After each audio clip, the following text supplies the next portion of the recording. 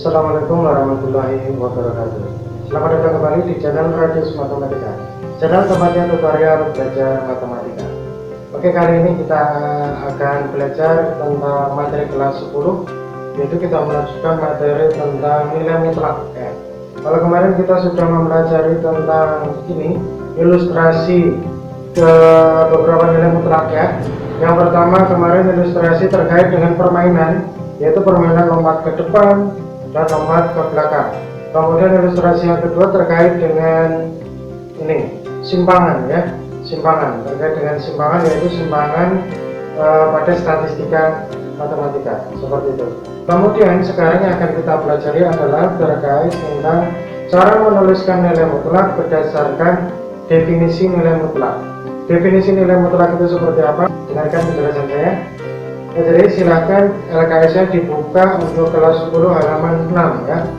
Halaman 6 di sini ada definisi yang paling bawah di sini. Definisi.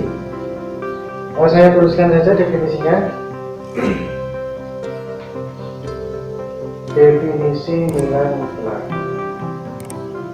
Definisi nilai mutlak. Jadi cara menuliskan kategori-kategori harga mutlak atau nilai mutlak itu yang pertama bisa didefinisikan ke dalam bentuk definisi nilai mutlak. Cara penulisannya coba kalian amati di sini. Nilai mutlak suatu bilangan ya. Nilai mutlak suatu bilangan definisinya ada dua macam kategori ya. Ada dua macam kategori. Kemungkinan yang akan kita buat menjadi yang akan kita mutlakkan, yang akan kita buat menjadi bilangan positif atau nol, itu ada tiga macam kategori. Yang pertama adalah bilangan negatif, kemudian bilangan nol itu sendiri, kemudian bilangan positif ya. Ada tiga kategori. Untuk bilangan nol dan positif, maka harus kita letakkan pada kategori yang atas di sini ya. Maka di sini, nah di sini batas-batasnya kategori yang pertama untuk 0 dan positif kita letakkan di sini.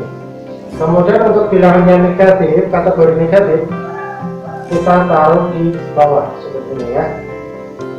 Misal di sini adalah suatu bilangan, yaitu bilangan x di sini. Kalau misalkan x ini adalah kita anggap sebagai bilangan 0 ataupun positif, maka kita letakkan di sini batasnya. Misalkan x itu adalah 0 atau positif, artinya lebih dari sama dengan 0. X lebih dari sama dengan 0. Lebih dari sama dengan 0, ada tanda sama dengan, berarti 0 terlibat di sini ya. 0 ikut, kemudian lebih dari 0 artinya bilangan positif. Jadi kategori 0 dan bilangan positif kita letakkan di atas seperti itu. Kemudian untuk yang bawah adalah bilangan yang masuk kategori negatif. Misal bilangan ini adalah misal bilangan negatif, maka simbolnya adalah pasti kurang dari 0 seperti itu. Bilangan negatif itu kurang dari 0. Ini batas-batasnya, kategorinya. Kemudian untuk rumusnya bagaimana? Kemarin sudah dipelajari bahwasannya bilangan 0 dan positif harga mutlaknya adalah bilangan itu sendiri ya. Jadi harga mutlak dari bilangan positif atau 0 artinya adalah bilangan itu sendiri. Bilangan itu sendiri apa? Di sini misalkan x, maka di sini juga mengikuti x seperti itu. Sedangkan untuk kategori bilangan negatif, kalau misalkan x ini bilangan negatif, maka untuk membuat harga mutlaknya adalah dengan cara menentukan lawannya ya. Hati-hati, lawan. Supaya bilangan negatif itu bisa berubah menjadi positif, maka harus kita rubah dengan cara memberikan tanda lawan seperti itu. Di sini misalkan bilangannya x, maka lawan daripada bilangan x itu sendiri adalah negatif x ya. Negatif di sini artinya lawan, karena lawan dari bilangan positif itu adalah negatif, lawan dari bilangan negatif adalah positif seperti ini. Ini adalah definisi nilai mutlak secara umum seperti ini ya. Ini kalau suatu bilangan didefinisikan dengan x. Bagaimana kalau bilangan itu diformulakan dengan bentuk rumus yang lain? Mari kita simak untuk penjelasan berikutnya. Silakan LKS-nya dibuka halaman 8 ya.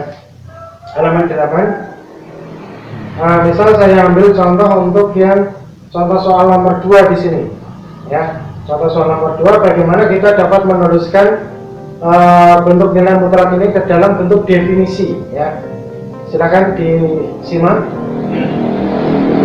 Contoh nomor 2 di sini untuk yang option A, rumus fungsinya adalah fungsi harga mutlak fx sama dengan harga mutlak x plus 2. Nah, di sini rumusnya sudah berbeda.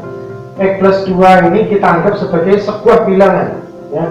Jangan dianggap rumit. X plus 2 itu kita anggap sebagai satu kesatuan sebuah bilangan. Jadi kalau tadi X, nanti juga di sini mengikuti X plus 2. Anggap saja sebagai sebuah bilangan. Maka untuk menuliskan ke dalam bentuk definisinya seperti apa? Langsung kita uraikan di sini. Rumusnya tetap dipakai sama. Inilah yang jadi acuan pertama, kita tulis harga mutlak X plus 2, maka definisinya ada dua kategori, ya. Untuk kategori yang pertama, untuk positif atau nol, ya, tetap seperti ini. Nah, untuk yang negatif pasti kurang dari nol. Untuk yang nol atau positif, maka di sini tetap kita tuliskan di sini bilangannya, kita tuliskan. Kalau misalkan bilangan ini positif atau nol, langsung saja kita taruh di sini. X plus 2 lebih dari sama dengan 0. Kemudian di sini juga mengikuti sama, nggak usah dirubah, tetap sama, ya, sama. X plus 2. Kemudian yang menjadi permasalahan adalah yang ini. Perlu diingat kembali, saya jelaskan di awal tadi bahwasannya untuk bilangan 0 atau positif, harga mutlaknya adalah bilangan itu sendiri. Jadi di sini adalah harga mutlak dari, kalau misalkan ini bilangan positif atau nol, harga mutlaknya adalah bilangan itu sendiri. Maka ini kita tulis kembali di sini, ya, X plus 2. Kemudian untuk kategori bilangan negatif, nah di sini kalau misalkan ini adalah bilangan negatif, misal bilangan negatif, maka harga mutlaknya adalah lawannya, ya. Maka kita tulis lawan daripada bilangan itu. Nah, seperti ini, ya. Ini untuk kita misalkan bilangan positif, ini untuk bilangan negatif. Bilangan negatif, maka supaya terbentuk nilai mutlak, maka harus kita berikan lawan, seperti itu, ya. Jadi seperti ini cara menuliskan definisi nilai mutlak. Bentuk penulisan seperti ini masih bisa kita tuliskan ke dalam bentuk yang lebih bagus, ya, karena di sini belum begitu efektif. Kemudian di sini juga masih masih baku, masih dasar. Bolehlah kita rubah, ya. Ini kita rubah sih, harga mutlak X plus 2 definisinya ini sudah bagus, kita tulis kembali X plus 2. Kemudian yang ini, nah ini harus kita rubah konsepnya apa. Di sini ada angka 1 tetapi tidak dituliskan, artinya ini sifat distribusi perkalian terhadap operasi penjumlahan. Di sini ada angka 1, negatif 1 dikali X, artinya, nah di sini negatif 1 kali X artinya min X. Kemudian negatif 1 kali 2 artinya negatif 2. Nah seperti ini. Inilah yang akan kita tulis untuk kategori yang negatif. Seperti ini. Ini bentuk penulisan lain yang lebih bagus daripada ini, ya. Kemudian untuk batas-batasnya, hati-hati. Ini untuk batas-batasnya saya hapus ini, ya. Untuk batas yang atas kita tulis yang lebih bagus, X plus 2 lebih dari sama dengan 0. Kita rubah, X lebih dari sama dengan positif 2, kita pindah ke kanan menjadi negatif 2.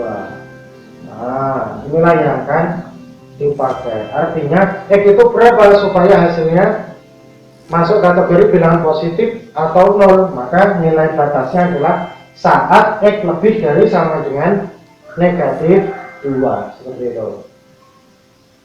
Saat X lebih dari sama dengan negatif 2, ini pasti awal mulanya bilangan positif, ya. Tetapi untuk yang berikutnya, yang ini, nah, untuk X plus 2 kurang dari 0, kita lanjutkan penulisannya lebih bagus. X kurang dari positif 2 pindah ke ruas kanan menjadi awalnya plus pindah menjadi min. Nah, seperti ini. Kita letakkan di sini. X kurang dari min 2. Nah, seperti ini. Ini adalah penulisan yang lebih tepat, ya, yang lebih bagus. Seperti ini adalah contoh penulisan yang lebih tepat. Artinya di sini sebuah bilangan kita anggap bilangan ini, kalau misalkan bilangan ini positif atau 0, masuk kategori yang atas, ya, masuk kategori yang atas, maka harga mutlaknya bilangan itu sendiri, nah, sama, yang atas pasti sama. Dan apabila kalau misalkan ini bilangan negatif, kita anggap bilangan negatif, maka bilangan negatif itu harga mutlaknya adalah lawan dari bilangan ini, ya, lawannya ini apa? Setelah diuraikan tadi hasilnya adalah seperti ini. Nah, ini adalah definisi nilai mutlak yang perlu kalian pahami kembali. Ini harus betul-betul dikuasai, ya. Semoga bisa bermanfaat, bisa membantu kalian dalam belajar. Terima kasih. Ini yang dapat saya sampaikan untuk pertemuan kali ini. Semoga bisa bermanfaat. Terima kasih atas perhatiannya. Assalamualaikum warahmatullahi wabarakatuh.